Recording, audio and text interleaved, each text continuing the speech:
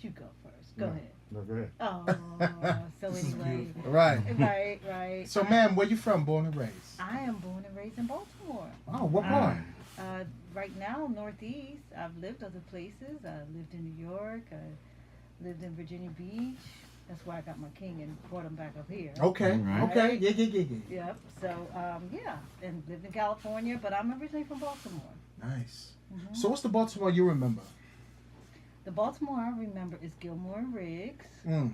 With my family, when you had an aunt lived across the street and one around the corner and a grandma across the street, everybody lived close by.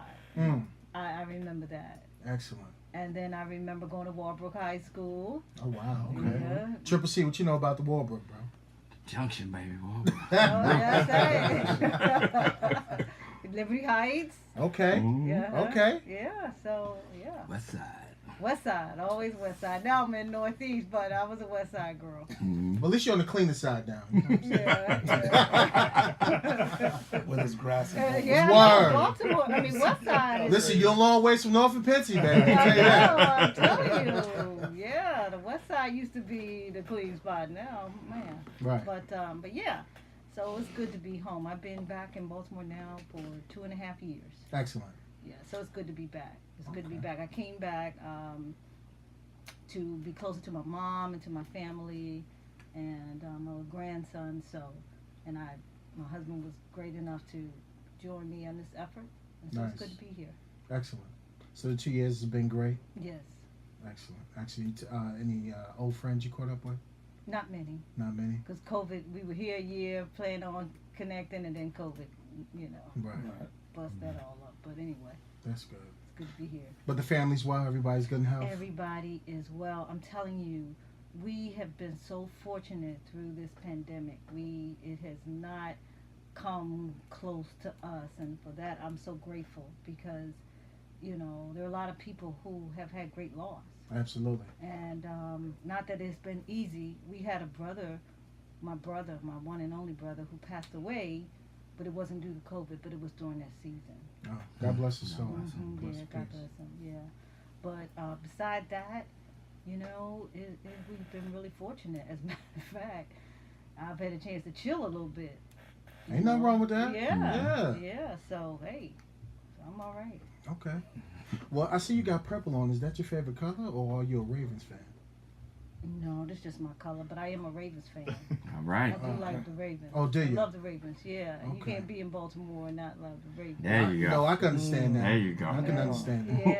Yeah, So I'm yeah, definitely. Okay. Definitely. Well, it's unfortunate. Oh, that's right. Y'all New York. What do you have up there? I'm Jets all day. I'm the Giants. Yeah, I'm Giants and Jets all Jets. day. Big blue. Absolutely. Okay. Yeah, Definitely. well. And who Have you y'all like? been to Super Bowl yet? Oh, that's what we're doing. Okay. Okay. Okay, Shots that's fired. a good shot, right? That's a shot Right. fire. One time. What? We've been there one time. That's okay. But Everybody know Broadway Joe, baby. Yeah. Everybody. Yeah. Yeah. That's good times. Great times. What football team do you like? Well, I'm a college guy. Florida State. That's Seminoles. yeah, Seminoles. They I'm had talking their- back to the they had Bo- they Bobby had- Bowden days, man. Bobby Bowden days. Matter of fact, he and I came to Florida State the same year. Really? Wow. Get out of Same here. year. When I first came there, I remember they used to come by the dorms with the cheerleaders trying to beg us to come to a game because they were so terrible. I mean, they Wow. were terrible. Took Bobby Bowden probably by his second, certainly by his third year, it started winning. And Turn that program was around. it. I mean, he turned it around so quickly, it was crazy. It Wow. was absolutely crazy. I'm talking Peter Ballware, Warwick Dunn. Mhm. Yeah. I mean, some huge. Peter Charlie Ward. Ward. Yep. Peter Ward. Yeah. Wow. Okay, sir. So, where are you from, born and raised? You said Florida, correct? Yeah, Florida, Jacksonville, Florida. Nice. Born in, I'm old Florida boy. Okay. And the Sunshine State. And I wound up up north after I was working at Kennedy Space Center and with the space shuttle program. After that, the Challenger accident, they shut the program down. And I had to find a job. Gotcha. That's how I wound up in Norfolk, Virginia. And what you doing in Norfolk, Virginia? I was at the time I was director of corporate engineering for a radio company, and my job was to find radio. Well, the boss would find radio stations. I would fix them up, and it grew. When I got there, he had I think 8 radio stations. By the time I left, he had 72 radio stations. Wow. Wow. So I ran the corporate engineering department for Willis Broadcasting. Oh wow. Yeah. Amazing. Wow. So was that the path always set for you, or just something that you came across and took full advantage of the opportunity? This opportunity presented itself. A lot of times, man, we just have to keep our eyes and ears open. There's opportunities that present themselves, but I think most people miss their opportunities because of fear, Right. of failure. Mm. And I tell you, I've failed a million times, and does it bother me? Yes, failure does bother me, but after I get past the initial disappointment and hurt, I realized I learned something from there. I know not to do that again. It builds character. It builds character, yeah. So wow, when you first got on, what, 8 radio stations and then 72? Yeah. So how many years was you in broadcasting for? Oh God, man, don't start this. Well, A couple well, moons. well, actually, I started in high school. Nice. Wow. I was in high school. A lady at the local radio station in Jacksonville came to assembly to speak, and at the time I was president of the student council, and my job was to walk her around. And so before she left, we were walking in the hall, and so she said, I was in 12th grade. So she says, "So, what are you gonna do?" Mm. I go, "What do you mean gonna go do? What are you gonna do?"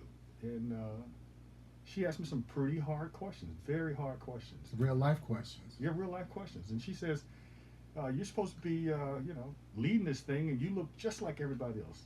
You know, t-shirt and jeans." I'll never forget it. She said, "T-shirt and jeans, t-shirt," and she started pointing at everybody, "T-shirt and jeans, t-shirt and jeans."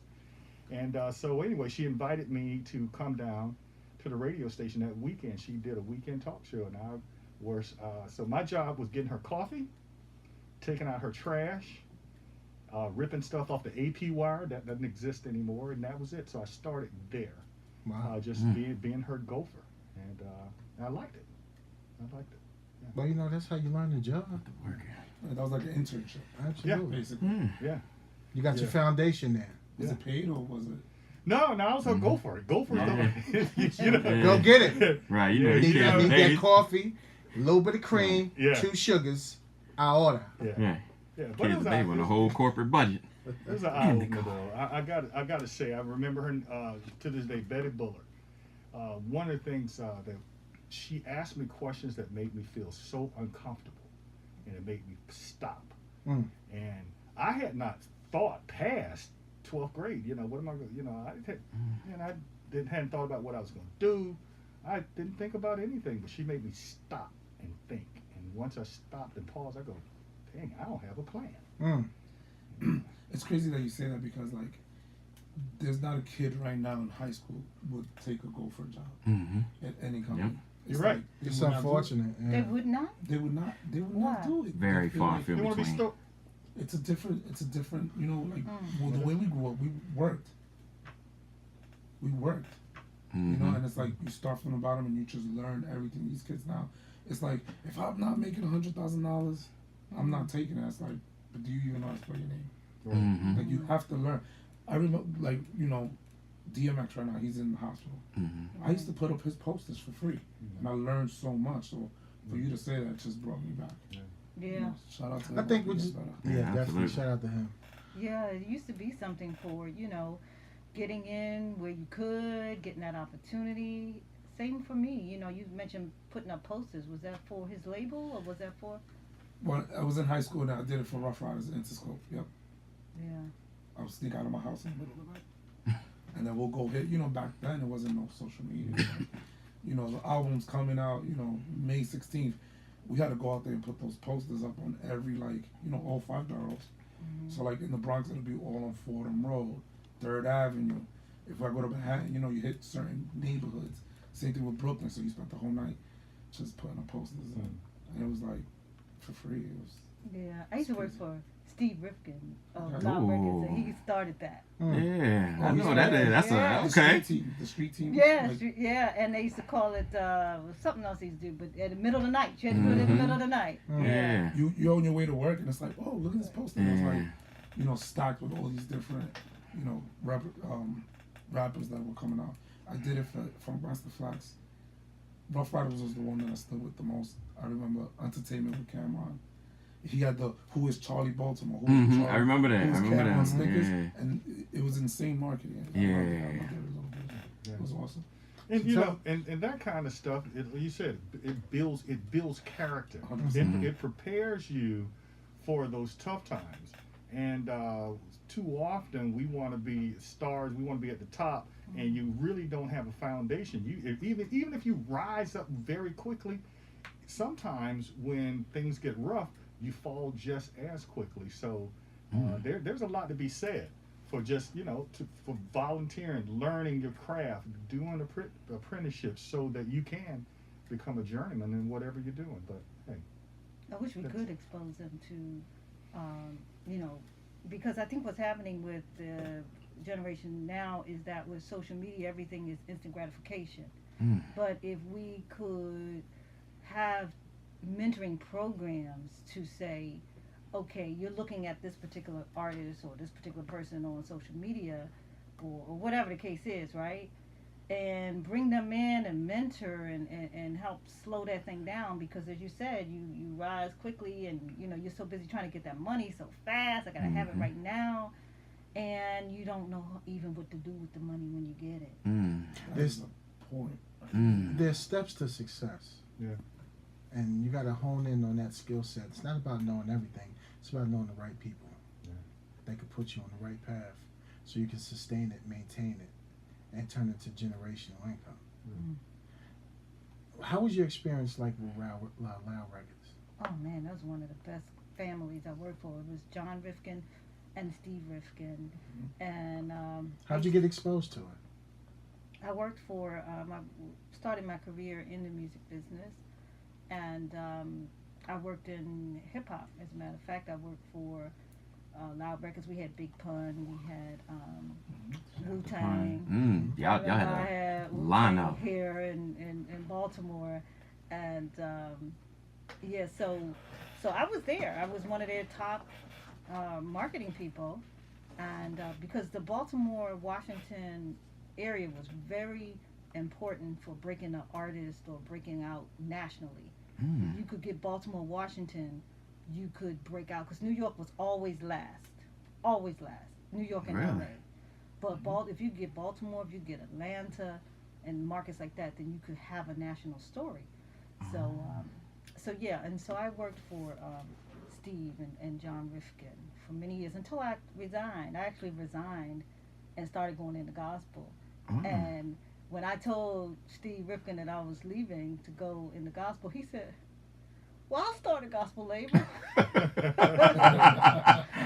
Just stay. Dope. Yeah.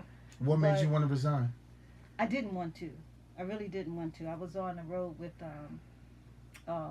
Alcoholics, and what was the guy's name? He's an actor now. And God was just calling me. I didn't know at the time, because I didn't grow up in church. That wasn't my thing. But I just felt this call, and what happened was I just started getting miserable in the nightclub. That's how you know when your time is drawing near on something. I was just getting miserable, and it just became difficult every day to get up and go to work, right? And then one day I just knew it was coming to the end, and I just felt like, in my inner spirit, everybody has their own inner person if you listen. It was like, if you make this one more day, this is, in other words, the penalty is coming, right? And as it turned out, so I knew my time was up, and I resigned. 2 days later, I had a call from one of the top gospel labels saying, hey, your name came across my desk, and they were returning the call. So, and then that started that journey. But if I didn't stop right then and there, I would have missed the opportunity, which took me on a whole nother path, which brought me next to my husband right now, and we own this big, huge gospel radio network. So, that's dope. but if I hadn't made that move, but all of that stuff led up to the knowledge that we have today. So nothing is wasted. Wow. And when you got into gospel, how was that? Gospel is very interesting. I would say that you need to be called And for me, not growing up in church, I was serious about it. I was serious about God, you know. And then I get here and people playing, you know. Because it is business at the end of the day, correct? It is. It is. It's business, and there's a lot of other things that go along with it. I'll just leave it there. Gospel does not have the best representation. I think when people think of gospel, they expect you to live this certain lifestyle. You know, they expect you to look like what I The lavish?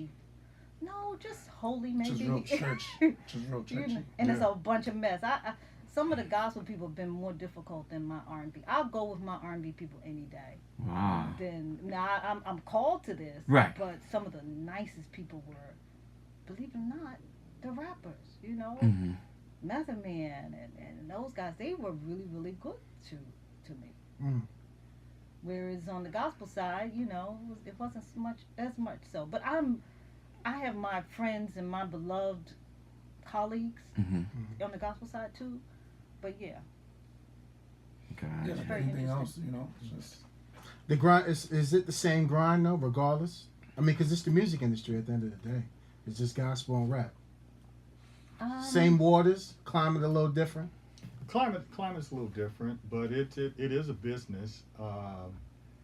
I just wish the gospel industry took it more seriously as a business. Certainly, it's a ministry. It's a ministry. I get that part of it. But sometimes we miss you cannot have a successful ministry if you don't have the resources to support it. So gospel tends to generate a much less income revenue than other genres, and so that it's a challenge. That is a challenge. The payoff to me in gospel is a soul. Yeah. One time we did an event, right, and it was the most difficult event. But at the end of the day, there was a lady sitting on the side of you know, she was just sitting there and she was just crying. And so they brought me over and they was like, April, come here, you gotta talk to this lady. Come find out. She was going to commit suicide that particular day, and she had her death clothes, as she called it, laid out, and her pills. And she just so happened to see one of our advertisements that we had promoted on television. She said, God, I'm going to give you one more chance, and I'm going to go to this event. And that's why she was crying. And that's why she was crying, because she felt like, I can make it one more day. It was one song that was sung. It was, you know, one word that was spoken that made her believe that I can make it one more day. Right? And so that's the payout. I may not get the $100,000, you know, check from YouTube or Spotify, but if that one soul, what is that one soul worth? right. Wow. Amazing. It's similar to like police work in a sense. Absolutely. Help people. Wow. I have a really cool question. Being that you guys are in the industry of gospel and you have hip hop, what did you think about Kanye West's gospel album? How was that? Like, was it? I loved it. I thought it was good. I did too. I loved it. And I think it was probably one of the best things that happened for the gospel music industry in a long time. When you have an artist, arguably as big as Kanye, and he did a good job. Absolutely. And he did a good job. And that wasn't Kanye's first foray into gospel. He did Jesus Walks, which was a massive hit. Yes, it was. That was kind of like a gospel song. Yeah. Just, Oh, it started over in an R&B, and they were kind of dabbling with it, and gospel heard it, and we started playing it. And so that was Jesus Walk had to have come out 10 years ago. Had to have been 10 years, maybe more than 10 years ago. And but this last project he did, it was good. It was good. And the best thing for me as an owner of a gospel property and a programmer is to have more and more secular artists, hip hop artists, especially rappers and hip hop artists, do projects with gospel artists. I think it'll be absolutely amazing. Amazing. Wow. So, perfect segue into the Rejoice Network. So why the network? What made you guys come together and start that? And what is it about? Well, the network was actually launched by the Disney Corporation, Walt Disney. Okay.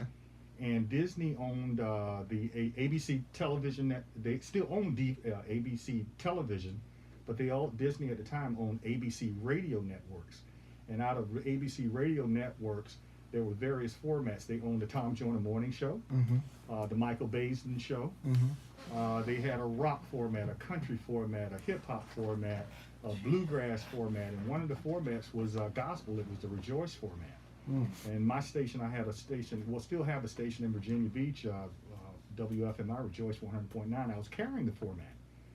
Well, when the new president, the new CEO of Disney came in, he decided they wanted to focus on movies and theme parks and get out of the radio business.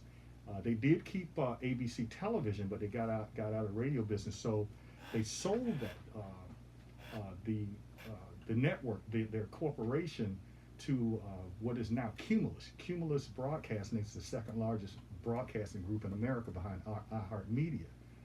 During that transition, I had to decide, I wanted to find out, well, what were they going to do with the gospel format that I was carrying? I was carrying it almost 24 hours a day, 20 hours a day.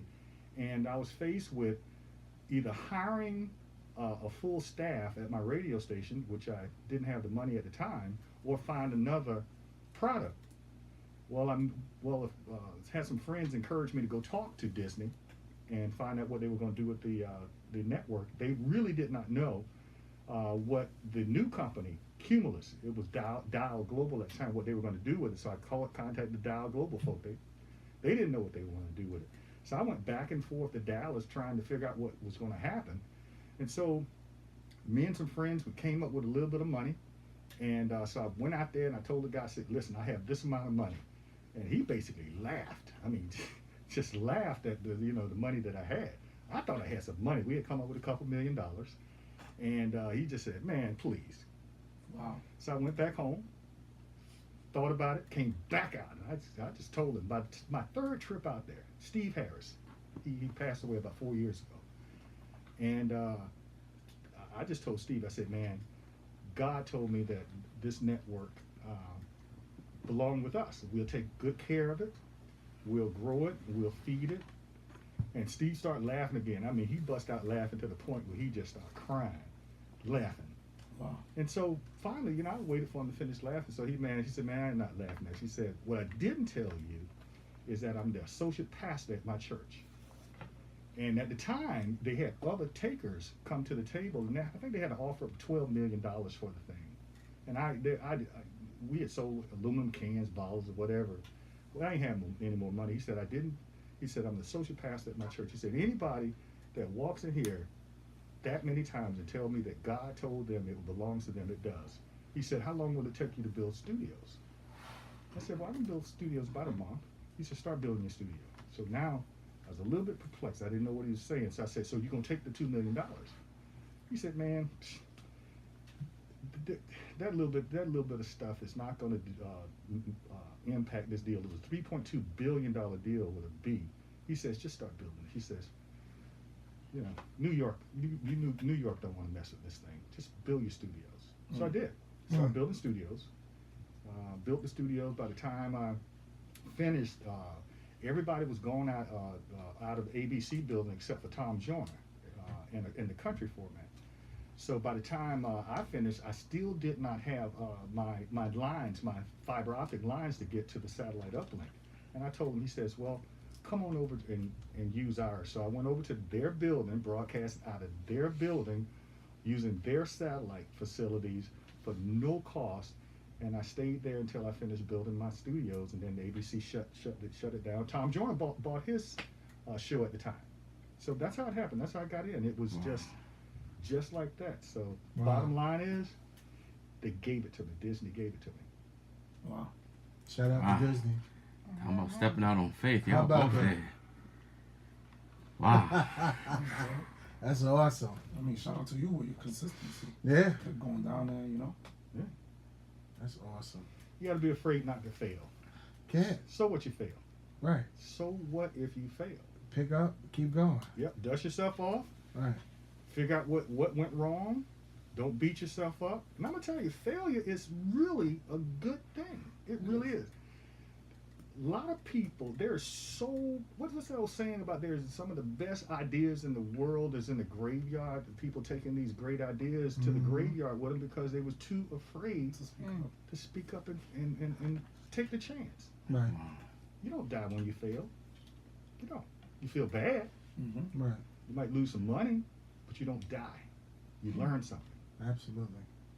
It's not gonna win all the time, and that's all right. Learn I from wasn't in the picture then. So, by you leaving hip hop and you were already working in gospel. Yeah. That's how that happened.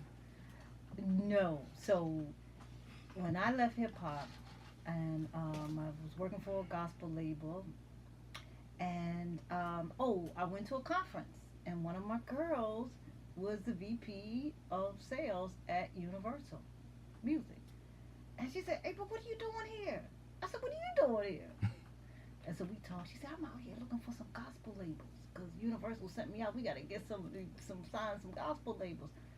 She said, "You know anybody with a gospel label?" I said, "She said, you got a gospel label?" I said, "I can." So she hooked me up. I flew out to LA and met with the people at Universal, and me along with another company. We were the first gospel independents, and these were when we had distribution. We were the first independent gospel labels that Universal had signed. So that's how that worked. And they gave me a nice little budget and gave me distribution, and I started my gospel label. So how I met him, I went down there. I was like, "Look, why you not playing my record?" She went old school. Yeah. Old school. She ran up on you. Gangster. Silverback in you. Ran up on her with a cross. He wouldn't answer my calls. I couldn't get him on the phone. I'm like, "Look, me and my daughter, we got in the car. We went down there, and so I said, and I mean, I must have called his phone about 15 times over the weekend." He was busy building studios. He was busy. He was working. So I said, so he finally called me back. I couldn't believe it. I said, I'm in the area. I would like to come by and see you. He said, "Well, what time can you get here?" I said, "You just tell me. I'll be there." He said, "Well, I'll get here." He did the morning show, right? He was on the morning show. He said, "I'm in here at 6 o'clock." I was like, "Oh, all right. Well, I'll be there about 8." So I went in, and I went in to see him, and we had breakfast, and I was smitten. He made me blush. I couldn't even talk about my music anymore. You couldn't even be mad no more. I couldn't eat my breakfast. I was just Real GQ smooth. Right. Yeah. He came in on his dirty days, you know what I'm saying? He said, so why were you ringing my phone like that? Right. You said, huh? I said, I was just, Yeah, so anyway, I was really trying to get my music on his network.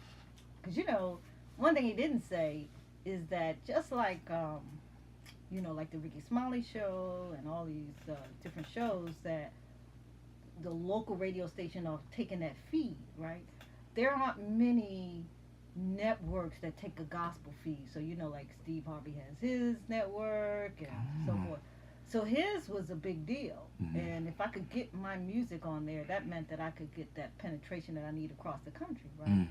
So right now, the network is in 38 markets on a 24-hour basis. Like there are 38 radio stations that's carrying that feed, the musical soul food, the Rejoice radio feed, 24 hours a day. But then there are about 88 radio stations that might carry a 2-hour day part, or afternoon show, or the weekend show. Right. So so with that said, once we started dating, I was never really a radio person per se. So when we got married, I moved to Virginia. Right. And then right when I moved to Virginia, the music business tanked. It tanked. I guess he said, "I thought this girl had some money." I'm not kidding you. When I moved to Virginia, Walmart put a moratorium on music CDs. Music had bottomed out so bad, people were doing downloads. Streaming hadn't quite come What was in it? yet. So like, what year was this? Like around what time was this? What's This his was name? about 2000 and about 2010, 2008, Mm-hmm. about 2008. Okay. But Right. right when the country was Napster. getting ready to go into Napster put everybody out of business. Yeah. Homeboy, And that's he yeah. got a stake in And then Facebook. iTunes. Yeah. Napster was first, but the Mhm. record labels thought that Napster was gonna go away. Mm-hmm. See, and then iTunes came out with the downloads with the Mhm. iPad, in the 99 And that's cent, it. and it just stopped. And so my revenue went from selling a CD wholesale to Walmart for 907, Mm. right, to 79-cent download from iTunes. Jeez. And so they put, if you weren't a top one, if you weren't in the top 20 on the Hot 100 Mhm. Billboard list, so that was like your Janet Jacksons, your this. If you weren't one of them, Walmart wasn't going to carry you. Mhm. Wow. And then they said, and another thing at the time was returns. Mhm. Like if you bought a CD, you could actually a record store could return it to you, and so that meant that, let's say I had 10,000 CDs sitting across Walmart, they wouldn't pay me a dime until all of that inventory, It was sold out. and I had to eat the cost. It took me 3 years. Mm. Took me 3 years of a negative return, a negative statement every month, and this man put me up. I mean, not put me up that I was Right. gonna lose my home, but he thought I didn't have any money. Every Mhm. month, my statement would come back negative 30,000, negative 40,000, Mm. negative 10,000, Mhm. and finally, when I finally got all of that inventory, I had to just keep eating it, and that's what birthed the Musical Soul Food Festival. Mm. Because I said I gotta show this man some kind of, support. So I created this festival to be a part of the brand, the Musical Soul Food brand. So Rejoice Radio Network is the business name, but the Musical Soul Food is the brand name, right? Mhm. So I created this. The festival is a goodwill. As a It's truce. something to do. I could create an event. So I said, let me just do something to make myself useful. So tell us more about the festival. So you have artists come out. So I would walk around this park, and this park was great. It had a stage, it had grills, it had all kinds of beautiful things, and I just had this vision. I said, oh man, that stage is awesome. So I went to Cracker Barrel. I was able to put the CD out. As a matter of fact, I put some music. I had the first gospel CD in Cracker Barrel. They had never had a black. Wow. We were on a date, and I said we would meet at the Cracker Barrel, right? And anyway, that's another story. But anyway, they were my first sponsor, so they sponsored us. I didn't know how many people was going to show up because it was important to have it free, just so that we could get a crowd. So I was hoping that maybe 10,000 people show up, 5,000. And then by the time the festival came, I was like, Lord, if you let 1,000 people show up, I'll be so grateful. I'll be so thankful, God. Please, please let somebody show up. Because it was free. We had the security. The man came. He said, ma'am, do you know how many people you have here? I said, no, how many? He said, you got, how many was it the first year? I think it was 12 or 15,000. 12, 15,000 Wow. people. On your first event. And this is in Virginia. Amazing. Mm-hmm. Wow. And what artists did you have then? All the top artists that was playing on the network. There you go. There it is. Way to utilize your resources. Hey. Yeah, That makes 'cause sense. Perfect. yeah, the network is big enough that we could get artists either for free or for travel. Nice. So we had Promotional. promotional. So we just like in the hip hop industry, the R&B industry, artists do promotional gigs, and Musical Soul Food was, for the most part, promotional. It just makes sense, especially for them to get their content out there. People to come and have a good time and listen to artists do what they do. That's perfect. Wow. So you created a whole vibe. That was the festival. You created a business amongst the business. Exactly. An experience. How about that?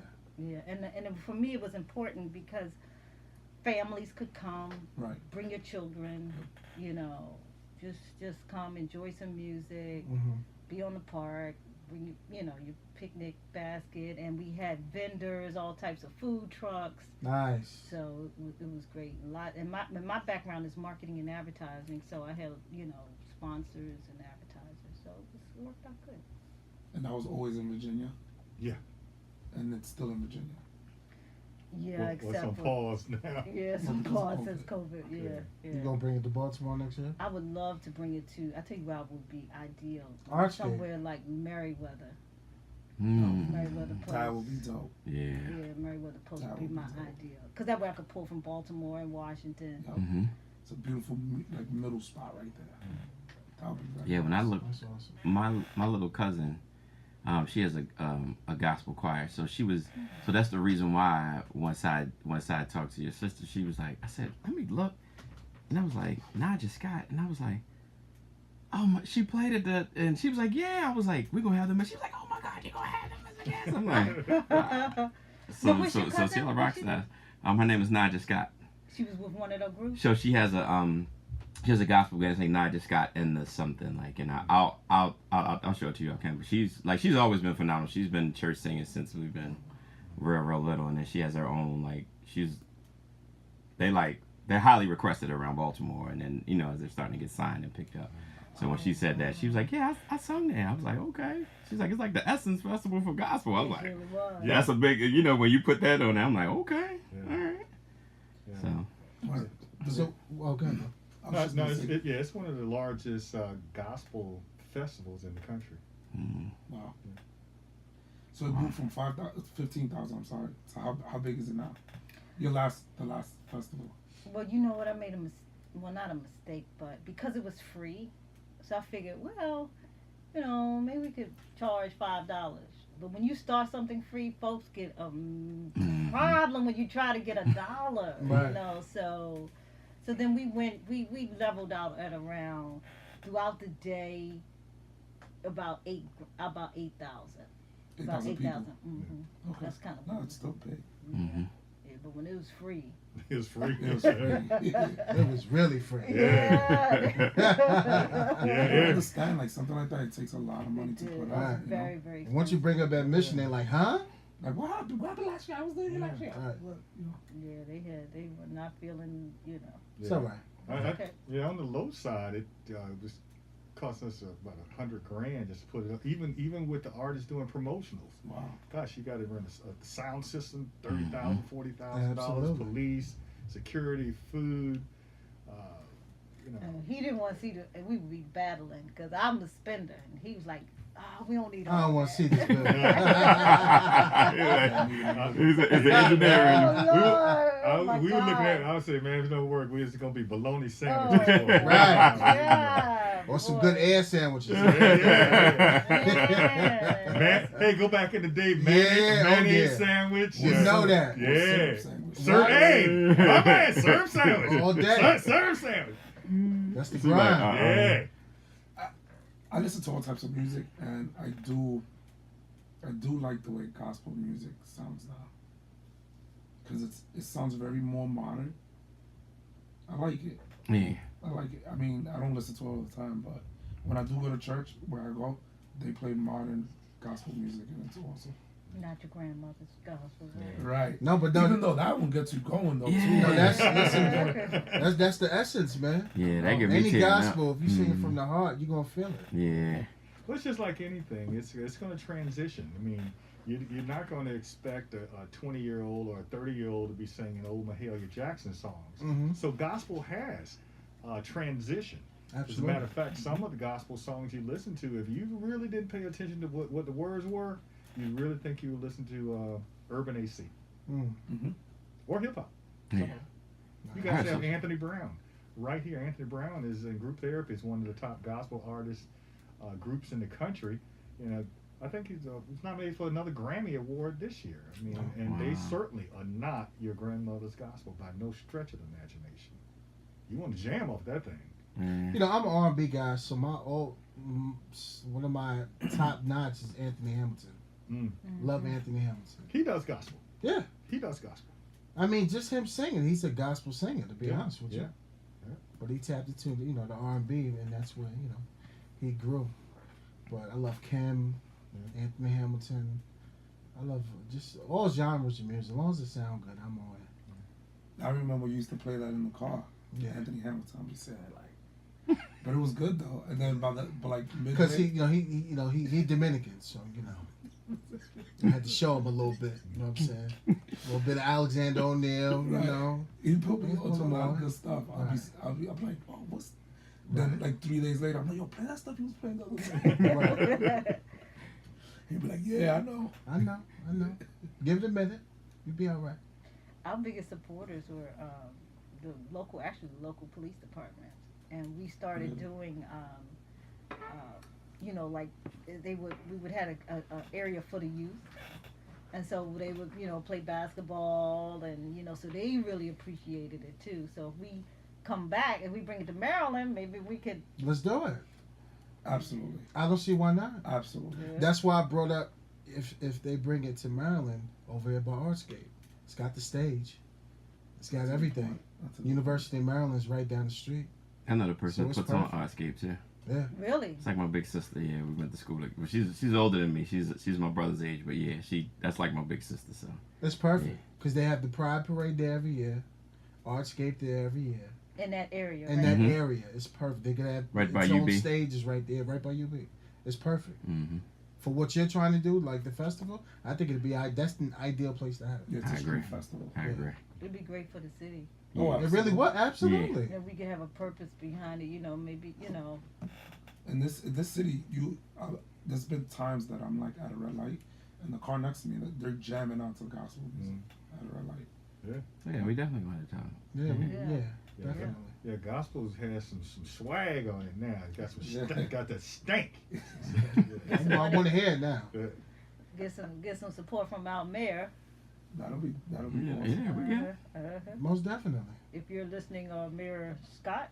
Yeah, we get it. Absolutely. We're brewing some good ideas over Yeah. here. It's going. Hey, we got a lot of Peace 1 and degree of love. separation in this room. So yeah. Okay. It's a lot of knowledge. Really beautiful, actually. Yeah. Now, as For a town like this, as soon as you brought up the festival and as soon as you said stage, I said Artscape. Yeah, yep. That's Because it's perfect. Yep. There's no drama. Every year there's Yep. no drama. Everybody comes out, Mhm. have a great time. Same with the Pride Parade. Amazing. That's a parade. great point, H. Right? And the acoustics are right there. It's 'cause amazing. It's a hill. And you got And the all the acoustics are already vendors there, on yep. each side. Yep. And it's perfect. And the I'm stage is feeling right it. there. You Yep. sold it's a me. city. And listen, you'll Columbia, Maryland, we catch you next time. I'm feeling it. Yeah. Now you'll love the stage. You'll love everything. It would be nice, You'll love everything. especially with all the churches in Baltimore City. alone. Yeah. Yeah. Mhm. Yeah. And they could come together and Yep. I would like to see it, maybe that's a way that we can collaborate and because I think that just with work this is a show for police, right? It's for everybody. For everybody. but- Yeah. Yeah, And but bridging the gap. yeah, but for- bridging yeah. the gap. This We is could a it'd be a perfect- perfect opportunity. Mhm. Not Yeah. far from Penn North. Mhm. No, it's right there. Yeah, it could be a Yeah. perfect opportunity to bridge the gap. Absolutely. That'll be a Especially deal. for I us think to- we for should us to make need that healing. happen. I think we Yeah. should. We have to. Because you're here now.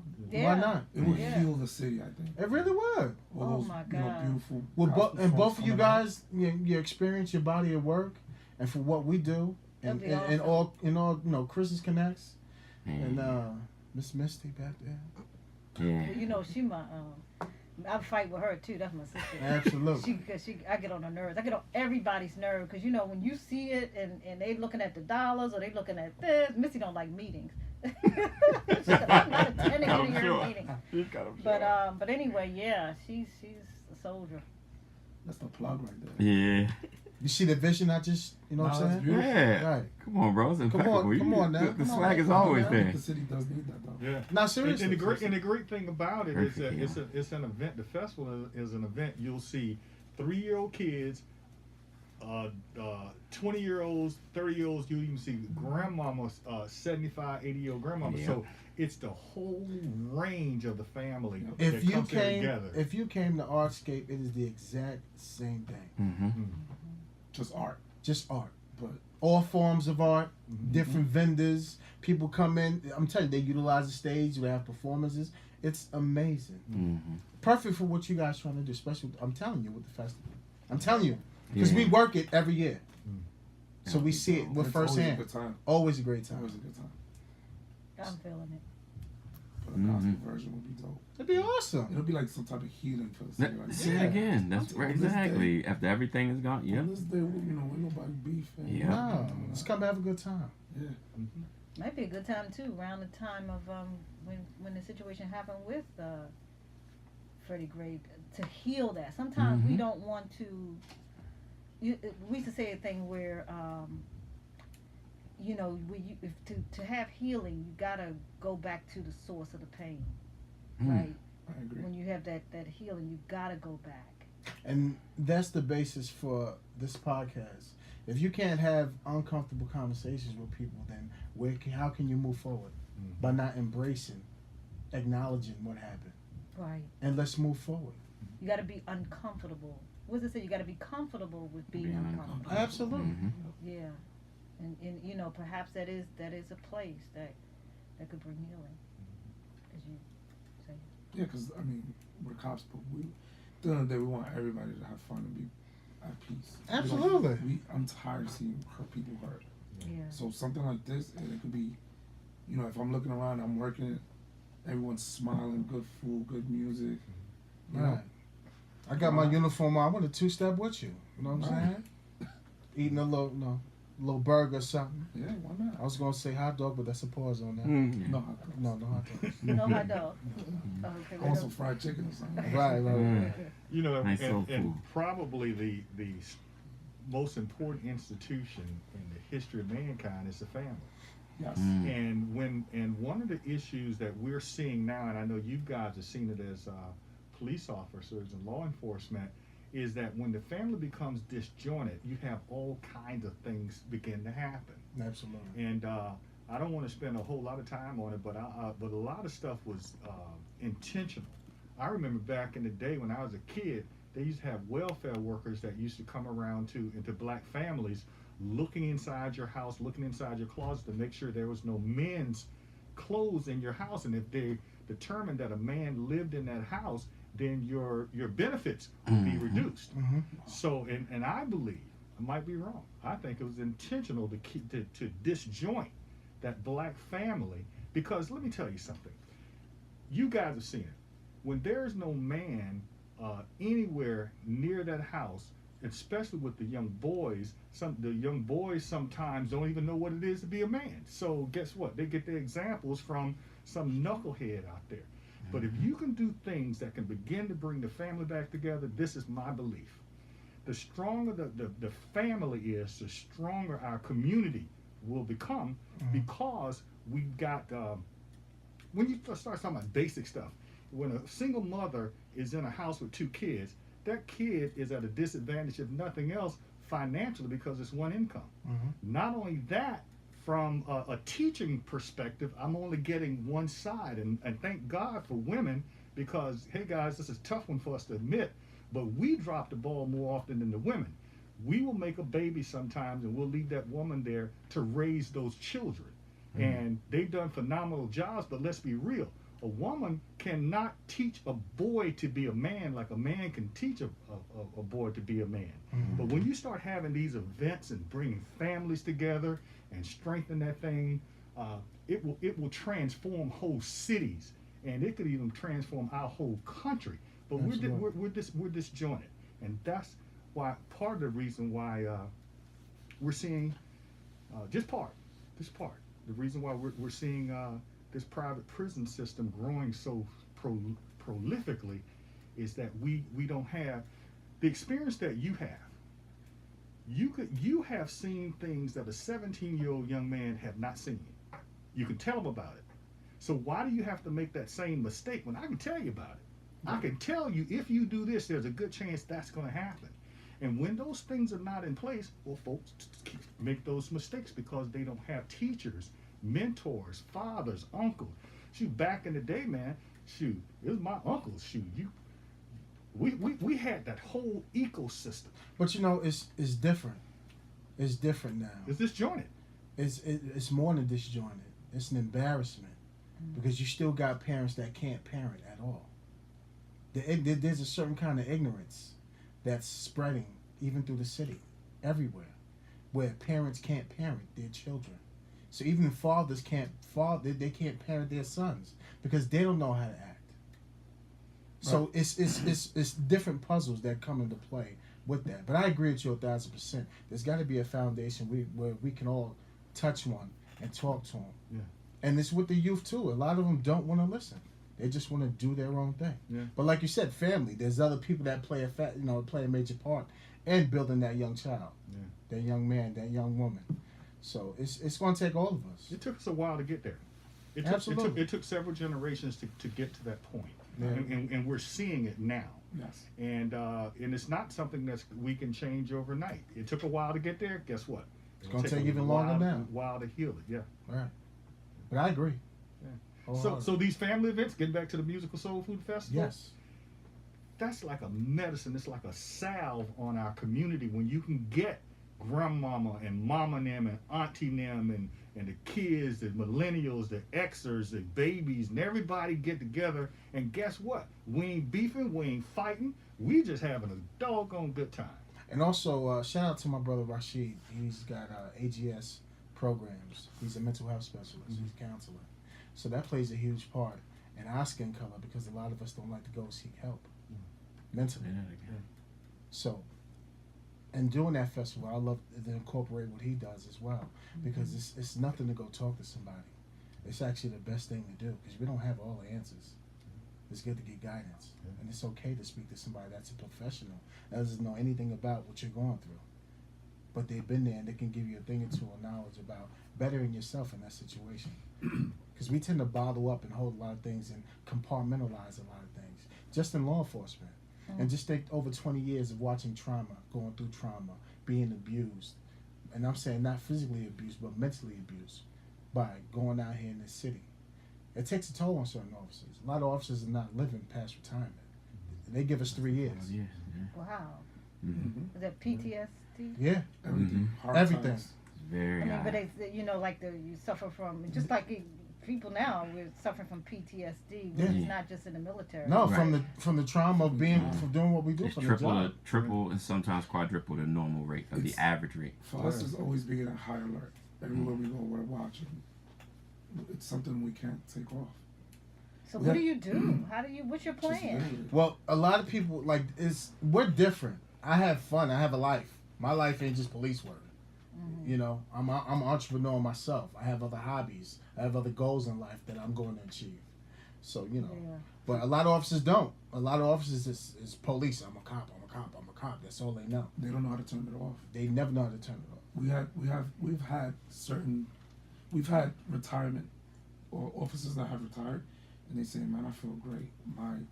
My what he said the other day, his not cholesterol. Yeah, it was down 40 points. He said my Yeah, His blood pressure yeah, is down blood 40 pressure. points. That's what it was. Yeah, Like that, It's believable. and it's Yeah. like, wow.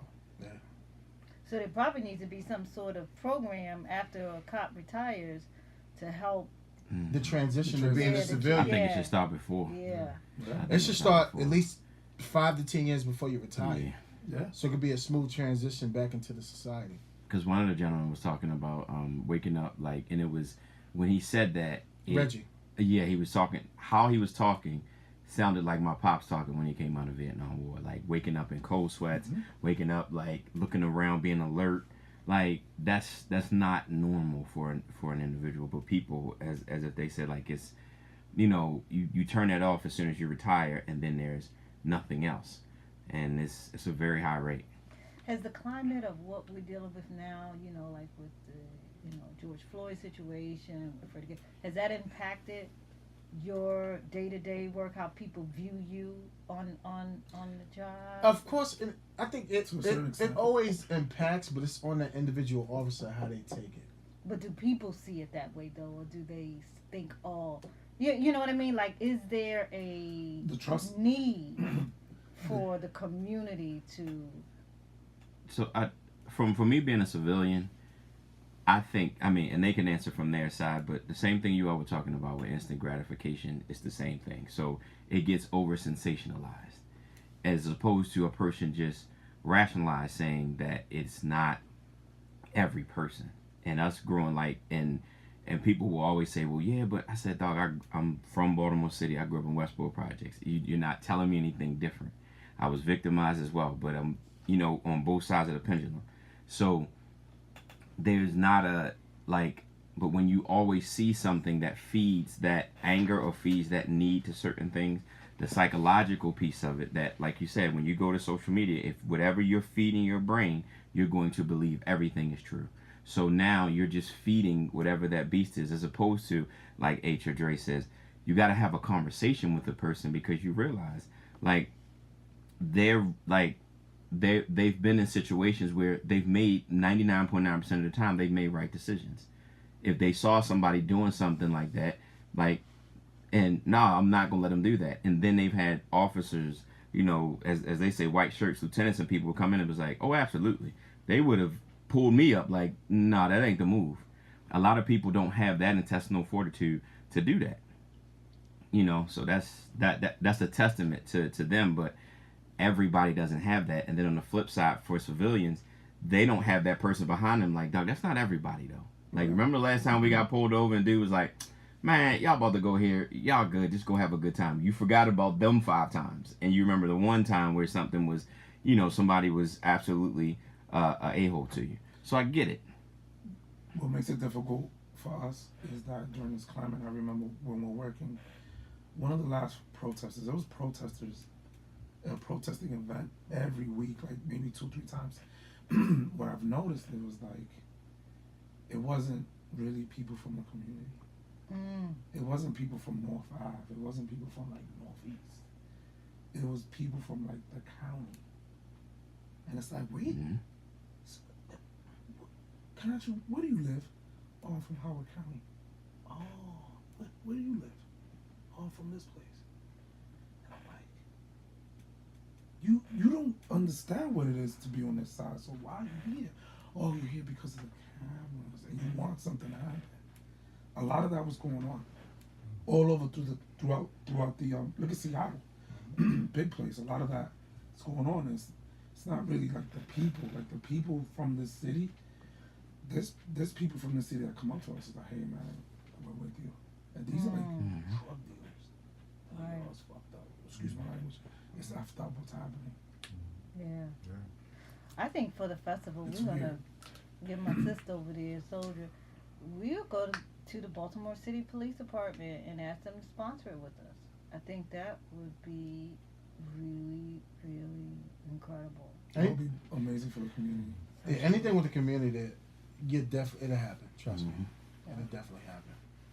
And have have the police department up front, let them see, engage. They had the PAL centers, all that stuff is gone, Budgets. but then That stuff, and it worked.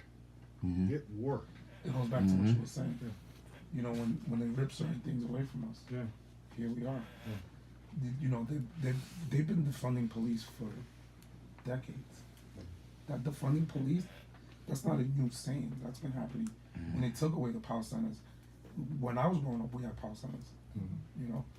And now these kids, they don't have it. It's like, where do I go? I go and turn to the streets because my dad's not here. Right. Mom's working, grandma's cooking. You know what I'm saying? So let me just be in the streets. But before, it's like you had an officer that was helping you with your math homework. Another one's helping you with your jump shot. Another one's helping you with your swing. Right. You know. And you can tell that you can see the difference. You can see the difference when the funding shifted away from those community type programs. We knew the police in our community. We knew it, and we knew him to the point that all he had to do is just look at us and say, that eye, and we stopped. Right. Didn't have to be no baton, didn't have to be a gun and nothing like that, because we knew the police. There was a relationship, and in many of the cities when those programs were defunded, that interaction disappeared. Now it's them and us, and us. It's like it's some aliens. Both are aliens to each other. The community is an alien to law enforcement, and the law enforcement is alien to the community. I would say this: let's look at how we spend money in law enforcement, And let's not be so much. Remember, on the side of the cars, it used to be, and still many cities still have it, to protect and serve. Mhm. We transition from that, at least in our community, communities of color, from protect and serve to law enforcement. There's a difference. Mhm. Law enforcement and protect and serve. We felt in my community when I grew up, the police were there for us. You do some B&E, we gonna tell, cause we want to get mom and them TV back, and you gonna spend some time. And the police were there to help us. That has morphed into something different. And we need police to, the community, especially young folk, to have positive images of the police and respect for them, and you wouldn't have a lot of this stuff. It took a while to get here. Guess what? It took a while to undo it. Mhm. But I think if somebody was smart enough to start programs like that again, you would begin to see A your drastic dividends in a very short period of time. Probably within 10 years. I agree. Within 10 years, you see your dividends. You see it. You definitely will. So what's the future for the network and the festivals? We were in Africa. We were distributing by satellite in Africa for a while. But my wife, her idea, and she can share it with you. She's just saying, baby, the new frontier is Africa. I make no apologies whatsoever. I want Rejoice to be one of the largest networks on planet Earth. Now, will it be? I don't know. But do I want that, and would I plan for it? Am I looking for it? Absolutely. Absolutely. Good news. That's all gospel means. You look at the definition of gospel. Gospel means good news. And it's not about thumping Bibles and, quoting scriptures and all that. It's good news. It's a lifestyle. And what I would like to do is see not Rejoice just not only be in, and we're mostly in the southeast right now, where the Bible Belt is. That's really where most gospel stations are. Mm. But for instance, Great Britain has a huge gospel industry over there. I would like to see it worldwide. Mm. That's what I want to say. Excellent, ma'am. I ditto that. I do. I want to, as he said, Africa is. I think that we need to educate the next generation about the wealth that is in Africa, be it Nigeria, Tanzania, Ghana. We need to make the connection. Liberia. Yes, Yeah. we can go to Liberia. We have citizenship. We can go there now, So I think it's important to begin to network and build that bridge. And, musical soul food would be a great vehicle to build a bridge. So for me, that's my heartbeat, for growth is on the continent. Awesome. Wow. Yeah. Any shout outs? Anybody you want to give? No. Well, I'll still go back to my African brothers and sisters. Shout out to them. Big ups to them.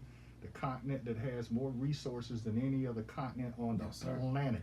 Mm. The cell phone y'all talk on every day, they could not operate without Africa, because the material to make some of the main components of a cell phone, you can only find it in Africa. Mhm. So Africa, chrome, gold, rubber, Diamond. chocolate, diamonds, you name it.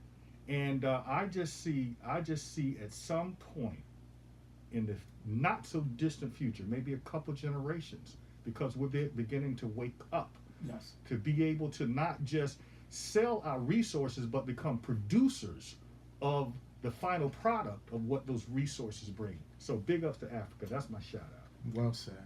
That's beautiful. My shout out is to those that serve and protect your brothers and sisters out there. Appreciate you. Thank you. Yep. I thank you guys for coming on. It means everything, Thank you for having us. because you guys' voice is paramount to what we're trying to do. And I look forward to us also bringing the festival to Baltimore City. Whoop whoop. We got to do that. Let's make it happen. Let's Yeah. do it. Definitely. All right, everybody. That's episode 68. I'd like to thank Mr. Mike and Mrs. April Chandler for coming out, talking about the network, Rejoice, and soul food festivals. It's amazing. And we're all going to bring that to Baltimore City, ladies and gentlemen. And where can we find it again? The stations. The easiest way to listen, download the Musical Soul Food app at the App Store. Nice. Go to Apple Store if you got an iPhone, and Google Play Store. It's Okay. Musical Soul Food Radio. You can check it out online at musicalsoulfood.com. We got videos on there, 24 hours a day. For the old schoolers, we got a traditional format. Shirley Caesar, James Cleveland. That's our traditional format. Nice. We got a hip hop format with Lecrae, Andy Mineo, Okay. BBJ. Nice. And we got the main format, which is Rejoice Musical Soul Food, which is a mainstream gospel format. So go there. I mean, we got something for everybody. Musicalsoulfood.com, and download that Musical Soul Food Radio app. That's Also, awesome. you can find it on Google Alexa. Oh, it's Nice. on Alexa. Yeah. Yep, Google Alexa, on your AM/FM dial. Depending on what city you're in, you can go on the website and find out what city we're in. Nice. That's awesome. Well, ladies and gentlemen, we brought another fire one for you. We appreciate you guys. Thanks for tuning in. Be safe. Dre, what you got? Peace and love. Triple C. Always starting and end with love. All right, everybody. Have a great weekend. We love you, and we'll see you next week, episode 68. Peace.